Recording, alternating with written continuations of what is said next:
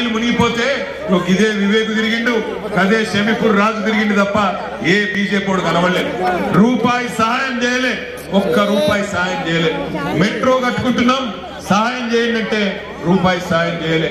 ఇవాళ హైదరాబాద్ లో ఏ గల్లీకి పోయినా బ్రహ్మాండమైన అభివృద్ధి ఇవాళ మీ ఎమ్మెల్యే గారి నేతృత్వంలో కనబడతా ఉన్నది. అందులో ఒక్క రూపాయి కూడా బీజేపీ పాత్ర లేదు అనే మాట కూడా నేను మీకు విజ్ఞప్తి చేస్తా ఉన్నాను. ఇక్కడికి వచ్చిన బీజేపీ అభ్యర్థిని అడగండి, అన్నా 10 ఏళ్లలో నరేంద్ర మోడీ హైదరాబాద్ కు ఇచ్చిందేంది? ఒక్క కాలేజ్ ఇచ్చిండా? ఒక్క గుడి కట్టించిండా? ఒక్క పాఠశాల పెట్టిండా? ఎందుకు ఓటేయాలి నరేంద్ర మోడీకి అని అడగండి. ఏమన్నా అడిగితే ఒక్కటే ఒక్క ముచ్చట ఏమంటారు? జై శ్రీరామ్. గుడి కట్టినాం, మాకే గుద్దును. గుడి కట్టినందుకే గుద్దాల మీకంటే మరి కేసీఆర్ గారు 4 ఏళ్ల కిందటనే బ్రహ్మాండమైన గుడి యాదగిరి లక్ష్మీ నరసింహస్వామి ఆలయం కట్టించలేదా? యాదాద్రి దేవాలయం కట్టించలేదా?